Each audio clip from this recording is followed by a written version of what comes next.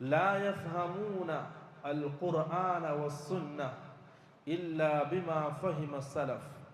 വളരെ ഗൗരവത്തിൽ ശ്രദ്ധിക്കേണ്ട വിഷയം രണ്ടാമത്തത്. അധികാലം തെറ്റിപ്പോയത് ഇതിലാണ്. ഖുർആനും സുന്നത്തും നാം മനസ്സിലാക്കേണ്ടത്, അതിനെ നാം വ്യാഖ്യാനിക്കേണ്ടത്, അല്ലെങ്കിൽ അതിനനുസരിച്ച് അമൽ ചെയ്യേണ്ടത് സഹാബാക്കൾ അമൽ ചെയ്തതുപോലെ, സഹാബാക്കൾ മനസ്സിലാക്കിയതുപോലെ, സഹാബാക്കൾ വ്യാഖ്യാനിച്ചതുപോലെ. കുല്ലു ഫഹ്മിൻ ഖാലഫ ഫഹ്മ സഹാബ ഫഹുവ ബാതിൽ.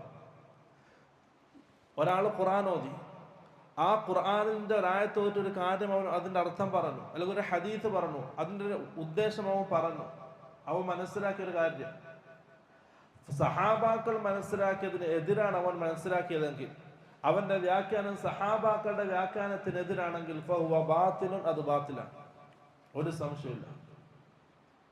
സഹാബാക്കൾ അന്ന് എന്താണോ ദീനായി പഠിപ്പിച്ചത്, ഖിയാമത്ത് നാൾ വരെ അത് ദീനാണ്. സഹാബാക്കൾ എന്ന് എന്താണോ ദീനല്ല എന്ന് പഠിപ്പിച്ചത്, ഖിയാമത്ത് നാൾ വരെ അത് ദീനല്ല.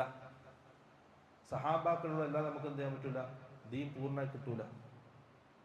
കാരണം അല്ലാഹു സുബ്ഹാനഹു വ തആല ഖുർആനിൽ എടുത്തു പറഞ്ഞ വിഭാഗമാണ് റളിയല്ലാഹു അൻഹും വറദു അൻഹു.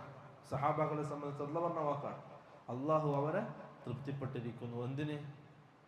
അള്ളാഹിന്റെ ദീന്റെ വാഹകരായിട്ട് അല്ലാഹു തൃപ്തിപ്പെട്ടിരിക്കുന്നു, അവർ അല്ലാഹുവിലും തൃപ്തിപ്പെട്ടിരിക്കുന്നു.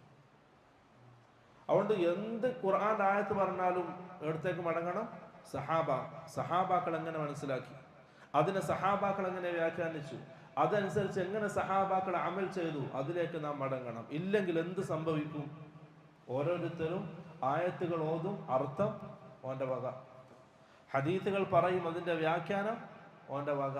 അങ്ങനെ ഓരോരുത്തരും ഹദീസ് പറയും, അങ്ങനെ ഓരോ ചിന്തകളും ഓരോ തത്വങ്ങളും ഇങ്ങനെ ഉണ്ടാക്കി വിടും.